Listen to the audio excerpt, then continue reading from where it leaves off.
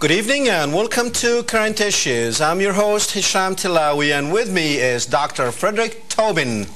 He's all the way here from Australia.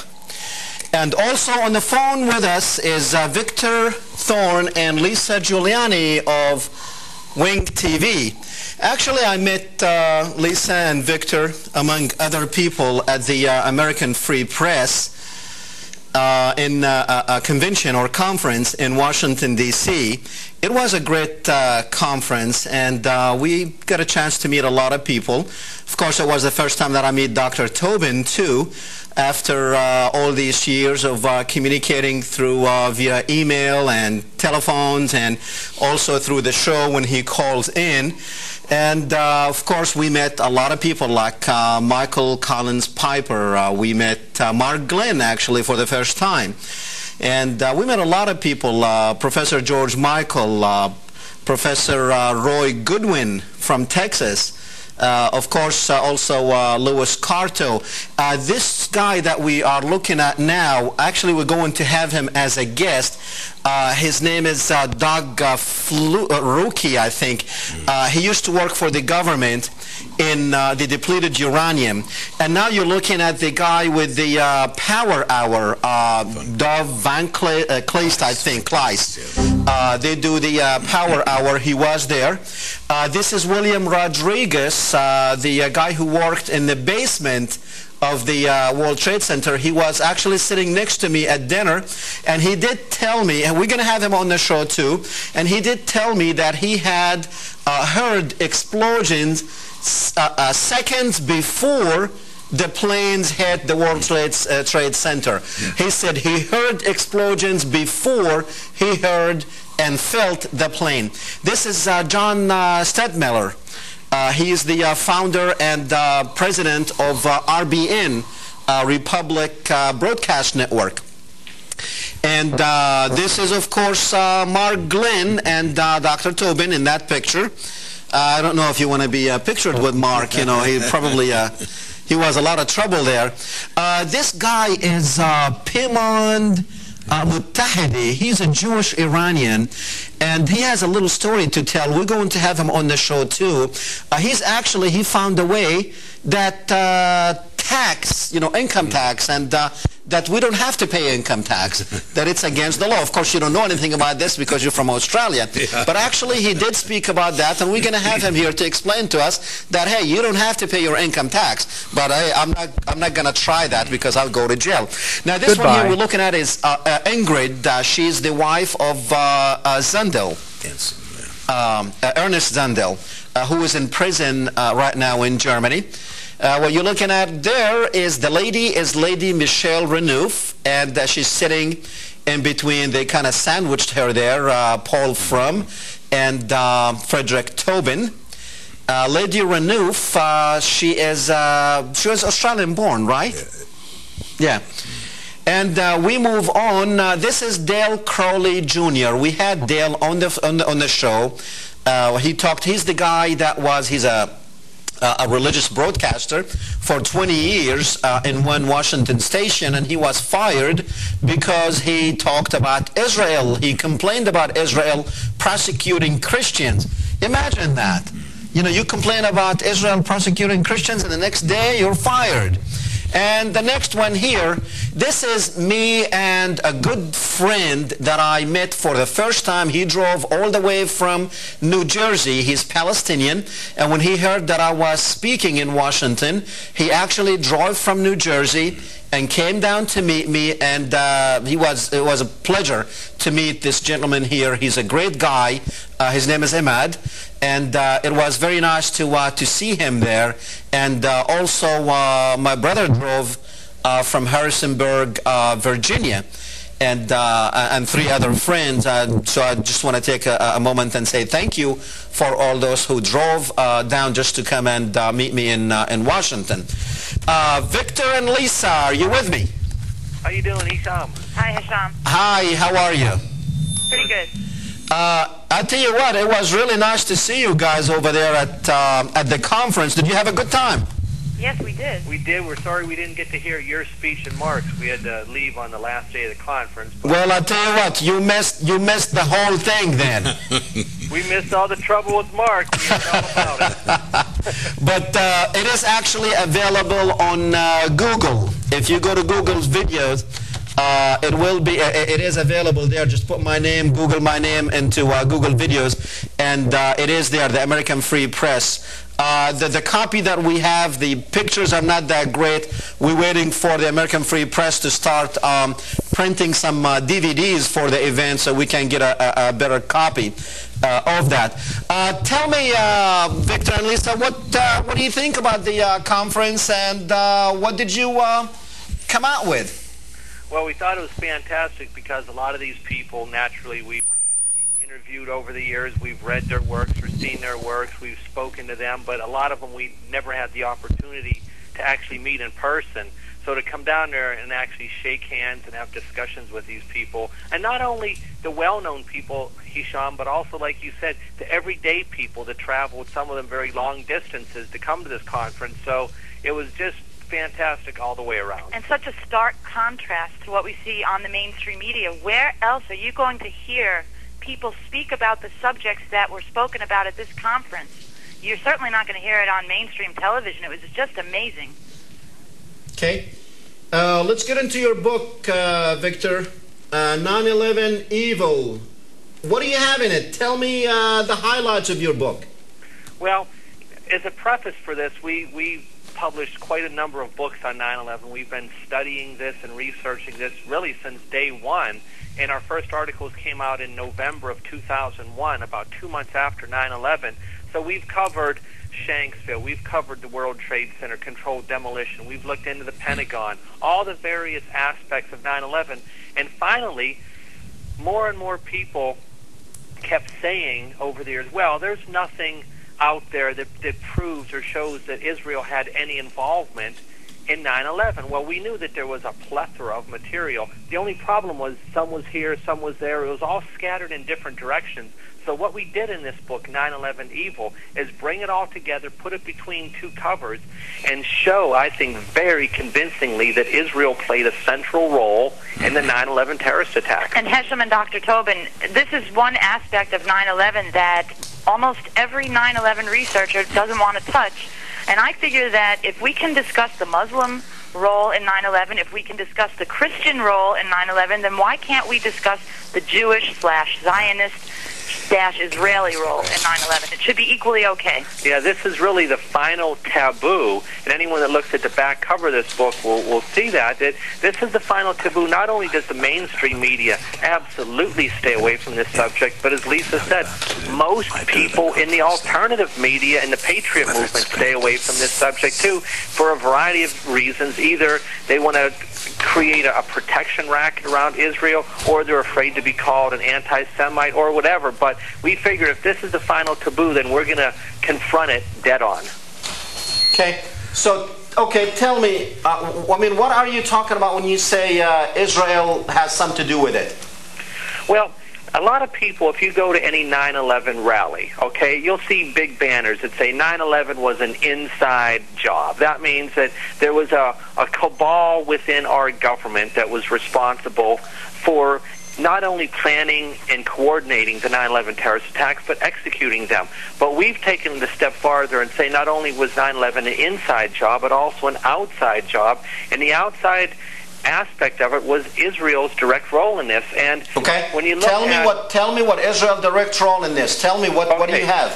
Well, we break this down really into 6 areas right now. One is the dancing Israelis. These were the first individuals arrested after the World Trade Center towers collapsed via controlled demolition. Now, if you ask most people on the street who were the first ones arrested after 9/11, they would probably say, oh, well, they were Arabs, or they were Muslim terrorists. Well, the fact of the matter is that the first people arrested after 9/11 were Israelis that had a very, very direct impact in this. They were filming the attacks from a roof in Weehawken, New Jersey. When they went in a van later, it was found that there was bomb-making materials in their van. The bomb-sniffing dogs located this. Also, the mastermind, who we consider the mastermind of 9/11, was a gentleman named Rabbi Dov Zakim. Right. And it goes on and on. Yeah, go ahead. Victor and Lisa, Yes. can you comment on my point? What significance has the fact that 4 days before 9/11 that conference ended in South Africa? As far as I'm concerned, I've made that point that it was of vital importance because Israel stood condemned as a terrorist entity. What's your comment on that?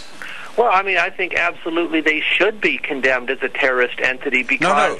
No. If I may, this conference ended and then 4 days later 9/11 occurred. Oh, the AFP conference here, I believe Yeah. he's talking about, right? No, the United Nations conference. Oh. Sorry. Well, we didn't catch a lot of this. In Durban, in South Africa, in 2001, on the 7th of September, it ended, and 4 days later, and Israel was condemned by most of the United Nations attendees of this conference on racism and xenophobia, and then 4 days later, 9/11 occurred, and Well, Dr. the Toben- Muslim world was declared to be the terrorist, and Israel was back in the fold of the good guys. Yeah, you know, the problem with that Israel gets condemned, okay? There's no follow-up action. They've been condemned many times in the past, in the UN, and there's never any follow-up action.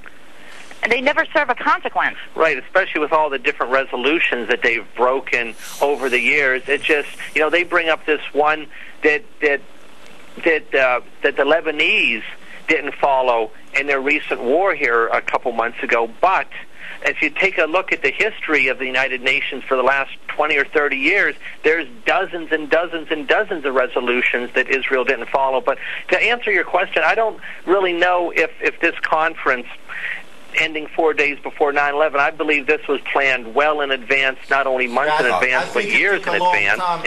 I think it took them a long time to place those explosives inside. Oh, sure. A lot more than 4 days. Now, Victor, you were talking about Rabbi Zakim. Tell me, what do you have on him that is concrete?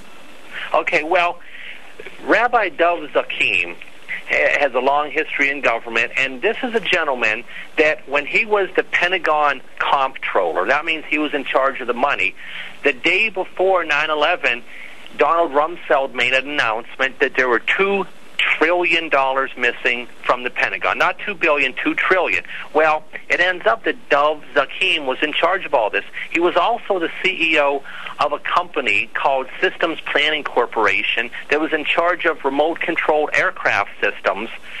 And a lot of people in the know, a lot of people that have done research into 9/11 feel very strongly that the two airplanes that hit the World Trade Center towers weren't commandeered by pilots, but were instead taken over by remote control, or they may have been they weren't even the original airliners, that these were just remote-controlled aircraft right from the beginning. Also, in 1993, when the World Trade Center was bombed, this was, of course, an FBI inside job. A company named Tri-Data Corporation investigated this attack, and they obtained all the plans for the World Trade Center tower, especially those dealing with the structural integrity. Well, Tri-Data Corporation was also a company that was owned by Dov Zakim. Finally, he also ran a company down in Florida that retrofitted Boeing airliners.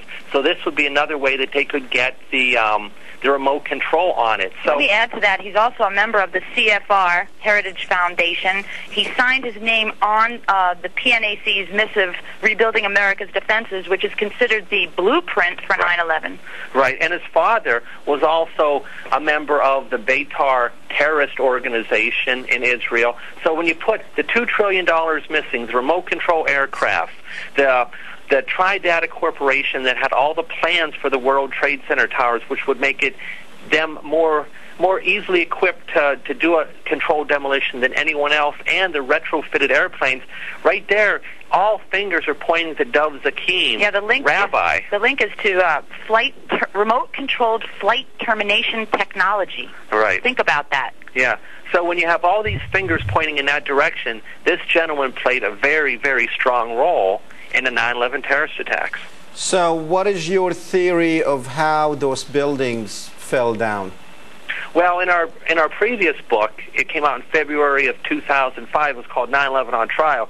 We proved conclusively, beyond any shadow of a doubt, that the World Trade Center towers, number 1, 2, and 7, were all demolished via a controlled demolition. Let me clarify that.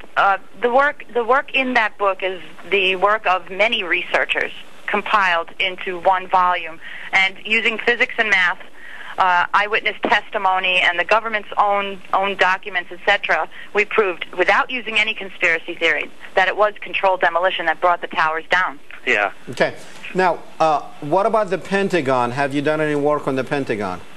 Yes, we have, and this is the area that's, without a doubt, the most shadowy still, because even the finest researchers that there are still can't conclusively, these are the legitimate researchers, still can't come up with a definitive answer on what exactly happened. But we do know one thing for certain, that the government is withholding reams and reams of information. They have, I think, 80-some different videotapes that they refuse to release. They have, just different Pentagon videotapes. Plus, if they say that this plane hit the Pentagon, if they say Flight 77 is all gathered together and sitting in a hangar somewhere, why don't they open the doors to this hangar and allow us to see what's inside there? But they won't do any of these things, even under the Freedom of Information Acts. Victor, stay with me for a second. I need to explain something to our viewers. Guys, if we can go back to the pictures that you were just showing with the airplane in front of the Pentagon there, if you could put that picture back on, just to see the size of the supposedly plane that hit the Pentagon. What you're looking at now is a picture of, if this was Flight 77, how would that plane look like right before the impact.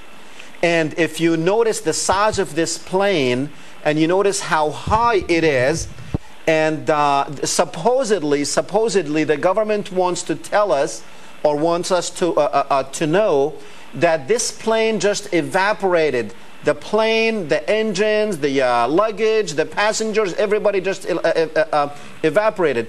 What you are looking at now, ladies and gentlemen, this is the exit hall.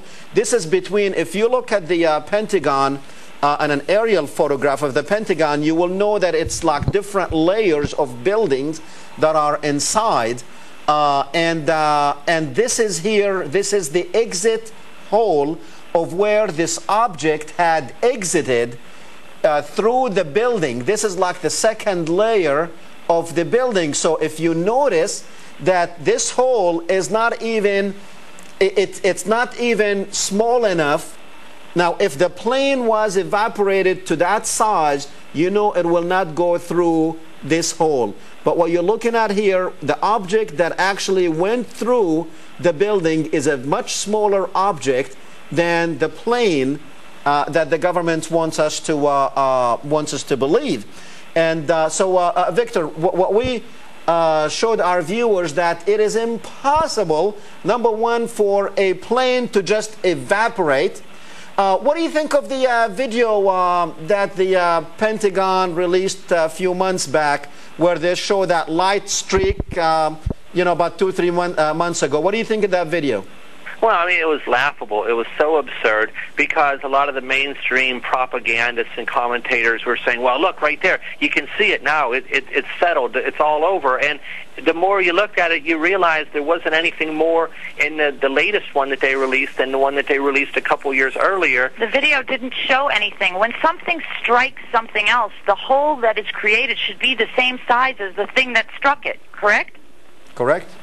Right, and this plane had a wingspan of 125 feet. The real brunt, or the real thrust of the airplane, is in the wings, in the engines. Yet all we see is a 16-foot hole that they say was caused by the fuselage, which not only breached the first wall and went through, but also the second and third wall. And these aren't flimsy walls like in a house. These are some of the strongest, most reinforced walls in the world. And the fuselage of an airplane is really nothing more than a fragile eggshell. It's aluminum on the outside with air on the inside. There's no possibility that this fuselage could go through three walls like that. Yet the engines, which is the real thrust of the plane, made no holes whatsoever. It's their whole explanation is just defies logic. Where's the plane? Right. Right. Why do you think people are not asking this question? You know, why people are not asking, okay, what happened here, guys?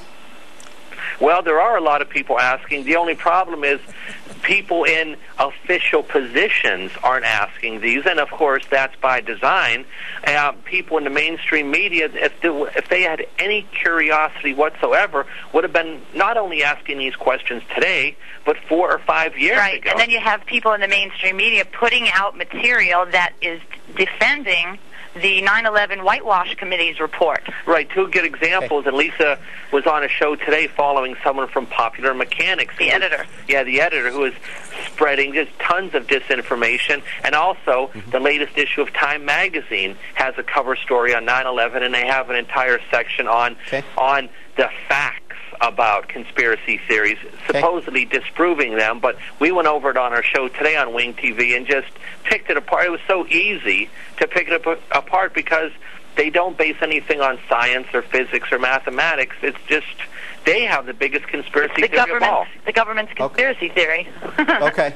Dr. Toben, you have something? It's the same mindset that is operating in the Holocaust story. The same kind of thing. There is tremendous social, economic, and legal pressure on individuals who are not prepared to accept the official conspiracy theory. And just look at the Pentagon. The fact that anyone who knows something about planes should realize that if a plane crashes in that area, debris should be spread over a large area. In fact, there was nothing. Okay. Let's go to the phones. We have Richard on one. Go ahead, Richard. Yes, thank you, Doctor. I got three quick points, and I'll hang up and listen. ABC is about to put out a movie called The Path to 9/11, and I hear that it's full of a lot of inaccuracies. But one of the questions that I wanted to ask is the University of Chicago had to release a study called The Logic of Suicide Terrorism, and it says the main cause, or one of the root cause of terrorism, is the occupation, not fundamentalists.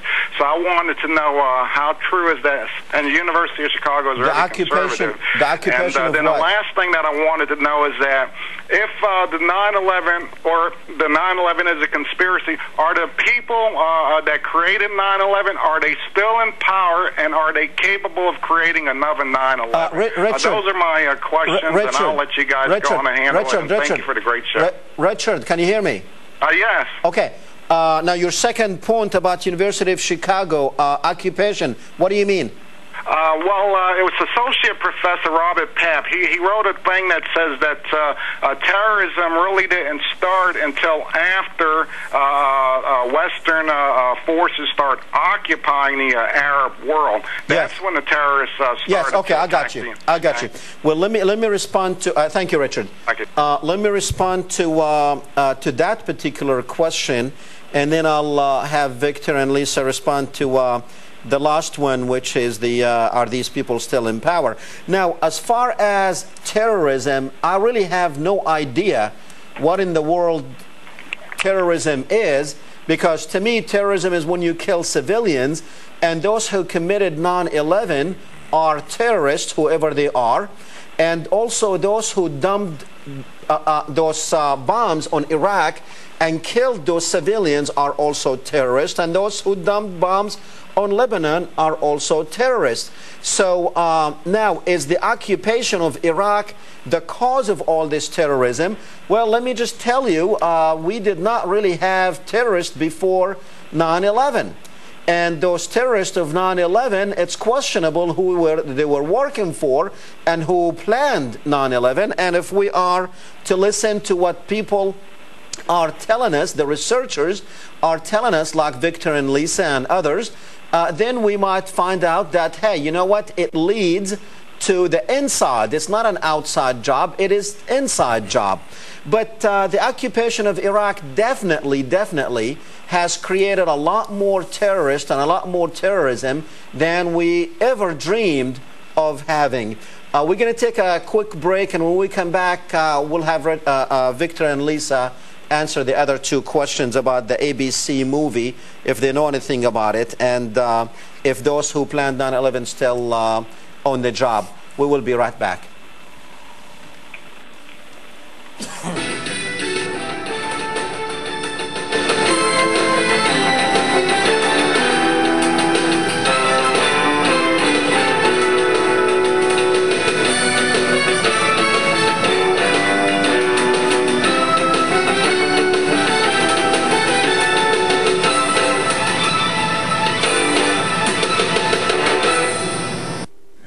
Welcome back, ladies and gentlemen. We are speaking with Victor, Thorn, and Lisa Giuliani. And also in the studio here with me is Dr. Frederick Toben. Victor and Lisa, do you think those who planned it are still in power? Oh, absolutely. We have a book called Phantom Flight 93 where we have a chapter called 9/11 Masterminds where we list or we name the Evil 13. These are people in varying capacities were the planners and coordinators of 9/11. Now, I'll mention some of these names to you. One of them we already brought to the forefront, Rabbi Dov Zakim. There's also George Shultz, George Bush Sr., Frank Carlucci, Richard Pearl, the Prince of Darkness, Paul Wolfowitz, who's now the president of the World Bank, Dick Cheney, Donald Rumsfeld, Richard Myers, who was one of the people involved in a Pentagon stand-down, also James Woolsey, a big PNAC member and former CIA director, and Porter Goss, who was the CIA director until recently. Also, on top of that, you have Benjamin Netanyahu and Ariel Sharon. Now, of course, Sharon's no longer in power.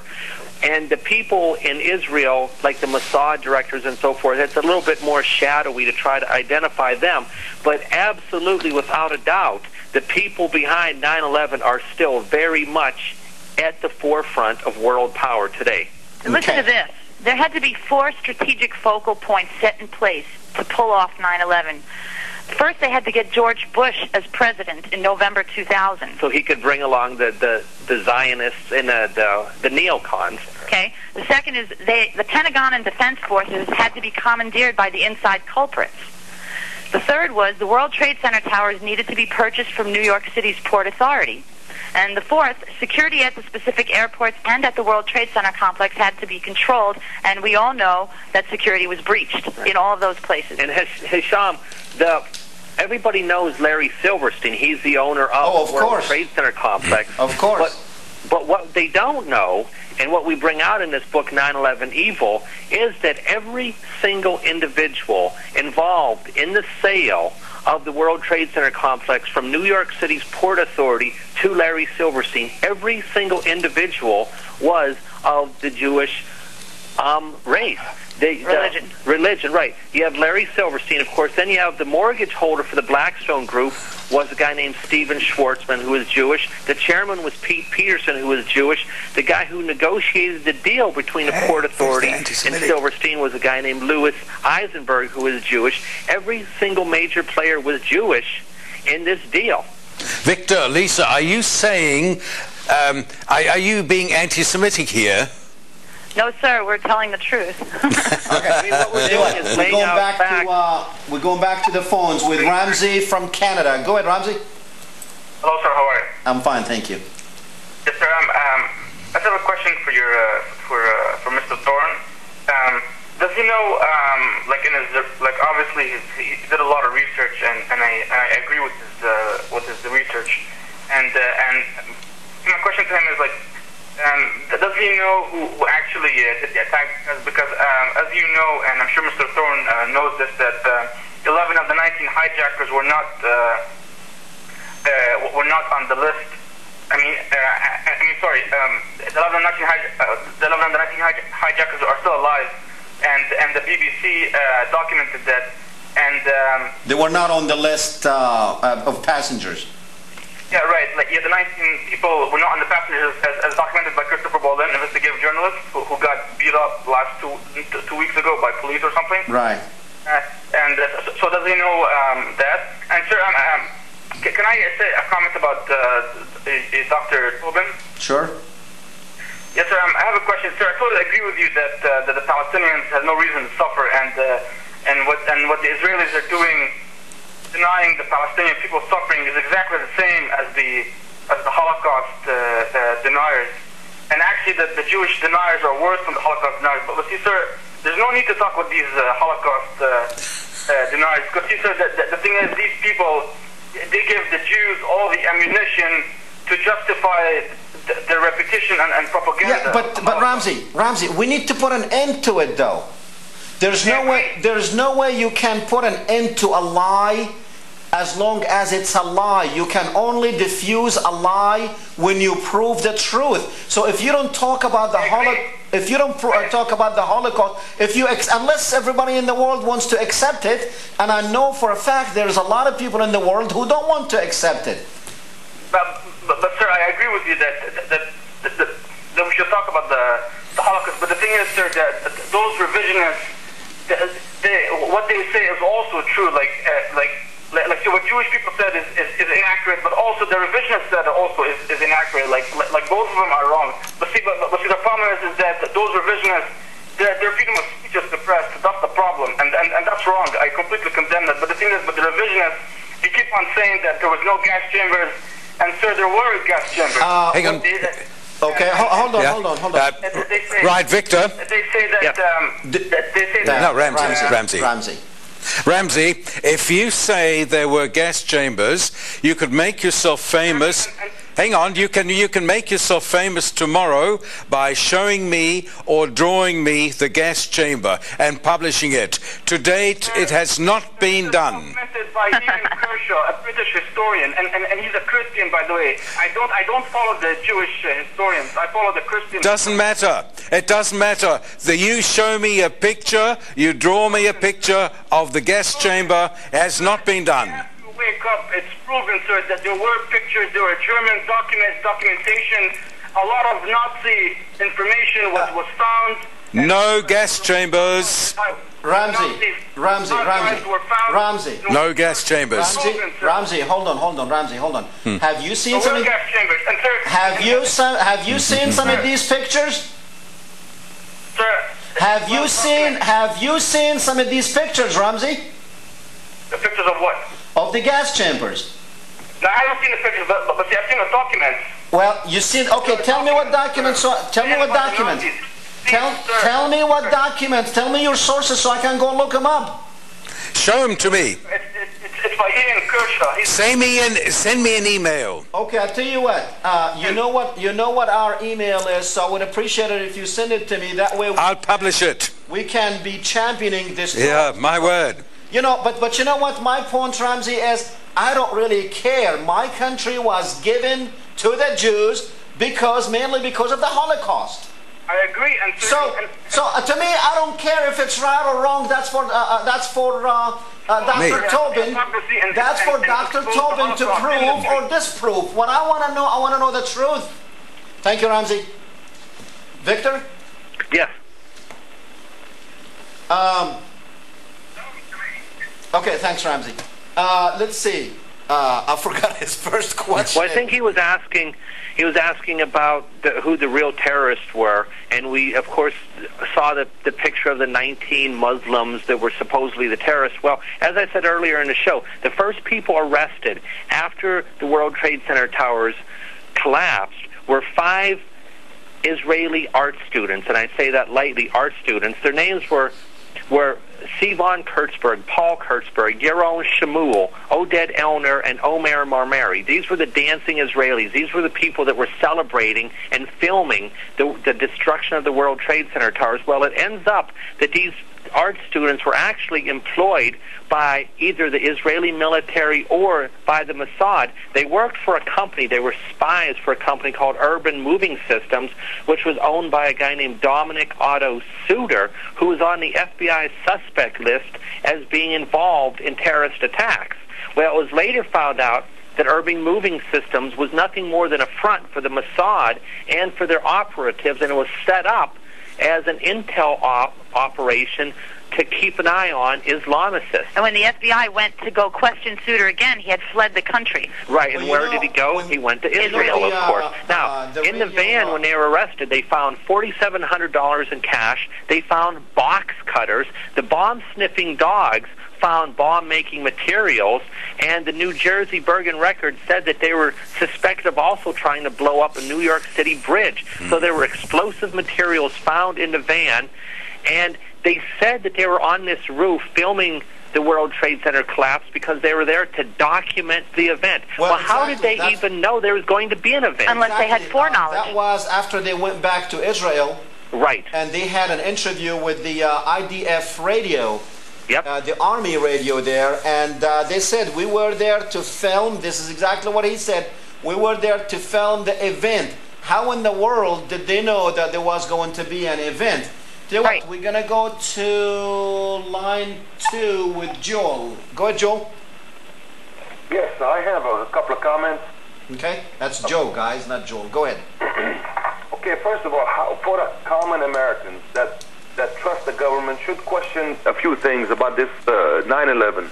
The common American that trusts the government? Yeah, they have a huge percentage of the American public, they trust the government. Okay. And I just, my challenge to them, for them to just think about it a little bit. They have the biggest terrorist act that's committed against this government was the 9/11. They only allocated $17 million to investigate this incident or this terrorist act. But a few years before, they spent $52 million to investigate Monica Lewinsky's case. See, that's 3 times as much on something happened in the White House than the biggest terrorist act committed against the country. That shows you what our priorities are, you know? Okay, number 2, why would the government get rid of all the evidence from the tallest buildings in New York within 8 months? They got rid of all the forensic evidence.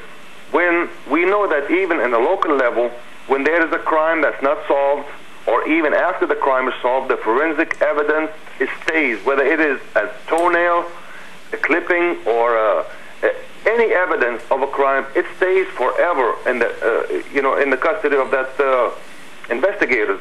But yet we got rid of the metal. We sold the metal to Japan. We got rid of the concrete. We got rid of all the evidence of these buildings. That's to cut off any future investigation. Then the third point is the investigation itself.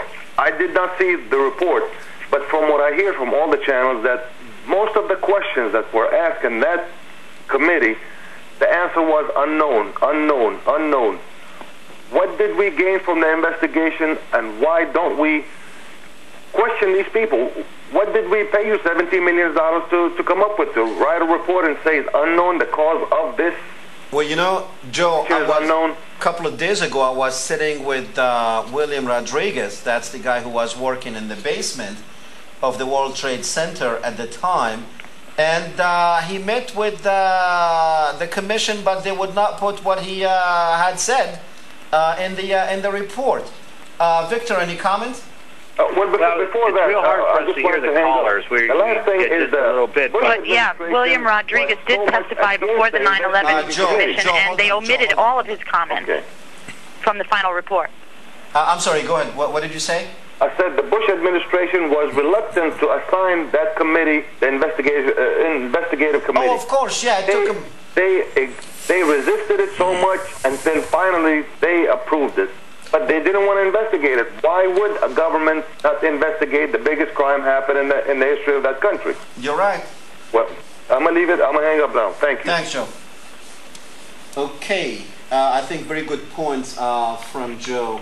Let's go to Freedom on 3. Go ahead, Freedom. Oh, yes, Dr. Tillawi. I would like to ask Mr. Thorn a question.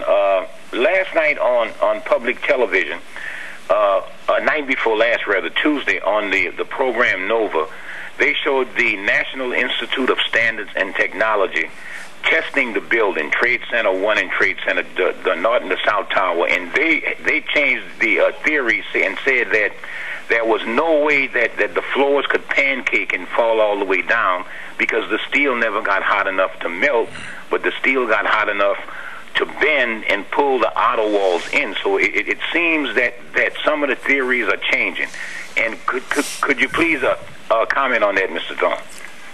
Thank you. Yeah, it's hard to get... We can't hardly hear it. I think the gist of it was that Nova did a special and said that these buildings were weak and so forth. Well, in 9/11 on trial, we absolutely demolished any kind of notions that these were weak structures. These were some of the strongest buildings ever constructed. And what they did in these Nova specials was they used so much computer trickery and they omitted so much material about the true construction of the World Trade Center towers that it's even a bigger farce than what the Warren Commission was when it investigated the JFK assassination. The biggest misrepresentation FEMA did was they misrepresented the strength of the core columns. The core columns were massive, robust structures. They were made of steel and concrete. There was no flammable material in the core columns. It was the only continuous avenue from the top to the bottom. Unlike what they try to tell the public, that the elevators could go from the top to the bottom, the elevators were in 3 zones. There were perpendicular trusses that FEMA left out of their report, which helped brace the walls and whatnot. I mean, it's on and on and on. It's a bunch of deception. Yeah, these were, I think the thing everyone should remember is these were extremely strong buildings. They were constructed 5 times above code, 5 times stronger than they needed to be. The fuel that was dispensed from these jetliners, the second tower that was hit, 90% of the jet fuel went outside the building. The fire was so small that it didn't even go to the other side of the floor of the impact point. These were very tiny fires. When the firemen went up there to the 77th floor, they said, if you send up 2 more units, we can get these fires out in an hour. These were typical small office fires that by no means had any possibility of destroying these towers. There's no way the pancake effect could have happened because the damage was asymmetrical. It was not symmetrical. The rest of the building beyond the impact point was stabilized. Yeah. Well, it was a free fall, and if anyone understands what a free fall is, any project falling, it will have resistance from gravity and anything else that it hits on the way down. And so if a free fall was only based on gravity or gravitational force only, then there was no resistance. And the pancake theory, it's got to have some resistance from the floors below.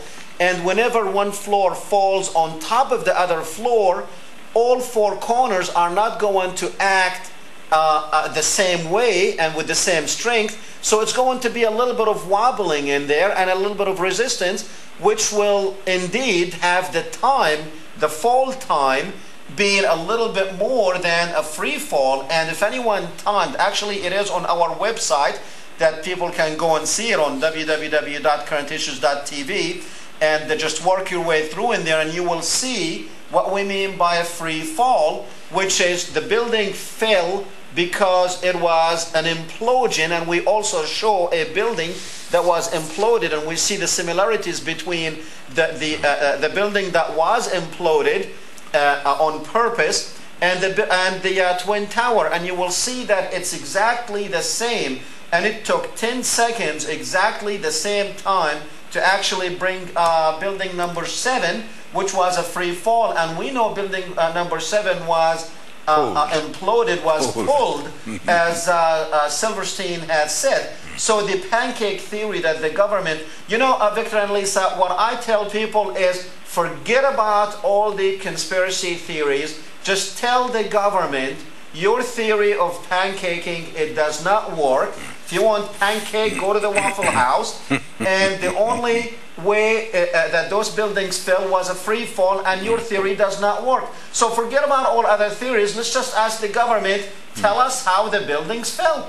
See, when I hear this, I can make a similarity between the Holocaust argument. We're reaching levels of abstractions that divorce us from the actual physical facts. And Robert Forreston, he always said, what we're engaged in very often is merely busy work, distracting from the actual physical things. This is why he tried to reduce the Holocaust investigations by saying no holes, no Holocaust, or something to that effect, where you do focus on the actual physical realities and not whether it was a pancake here or whatever.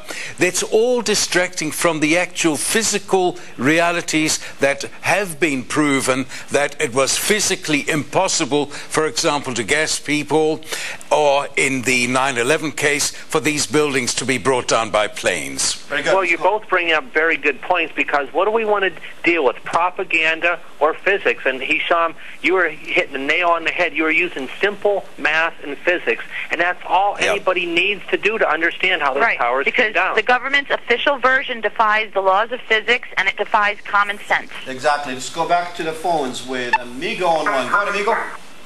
Go back to the phones with Amigo.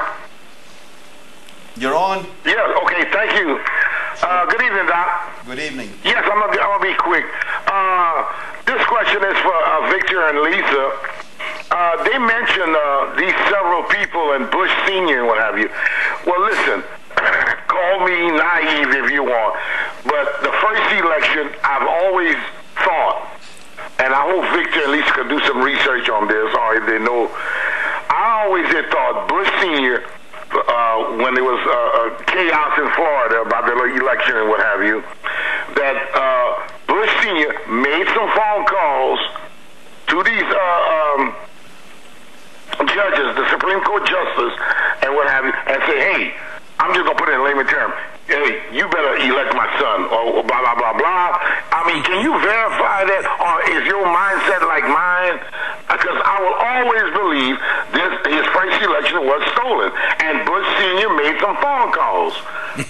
Thank you. No, absolutely. One of the four prerequisites for 9/11 to happen was that George W. Bush needed to be in office. Now, not because he was brilliant, not because he was one of the coordinators, but because he brought with them these Israel firsters, these neocons, these PNAC members that were the true masterminds, along with their Israeli counterparts. If Al Gore would have gotten in office, if he would have been selected, there's no way they could have pulled off 9/11, because they didn't have the personnel in place. It was imperative that George Bush become president so he could bring these neocon cronies that are doing the dirty work for Israel. It was imperative that he get in there. Because, it only happened, about a year? Not even a year, less than a year after he took office. Oh, 9 months. Yes, 9 months, exactly. What do you think this is going? I mean, this is 5 years, and we're not any closer into solving this problem. Do you think the next administration, regardless if it's Democratic or Republicans or Democrats, do you think, are we going to find the truth? Well, I think we are a lot closer. There's so many more people that are aware of this information, but it doesn't matter who gets selected instead of elected, who gets selected, because the Democrats and Republicans are both two heads of the same snake, and a lot of the money that's keeping them going is coming from these Israeli lobbies, these Israeli think tanks. And if the Democrats truly wanted to expose the Republicans or expose the neocons, they would have done it by now. Right. They're in bed. They're the same party. They're working together, just like George Bush and John Kerry did. Skull and Bonesman. If we stay within this two-party system, the Republicans and Democrats, this country is doomed. And I think that the people in Israel are being controlled the same way by the Israeli power elite as the Americans are here in this country. Right. Victor, what's your message when you say this country is doomed? What do you mean by that? I'm saying that if the two-party system right now is so controlled, is so bought, sold, and controlled, that there's no way of escaping what these globalist elite are doing, how they're targeting this country, whether it's the outsourcing of jobs, whether it's the rampant illegal immigration, whether it's the legislation that's being passed after 9/11, and on and on and on. The wars that are bankrupting this country. I mean, we're so far in debt right now that there's no way we'll ever get out of it. This is all via a plan. This is a master plan. Yeah.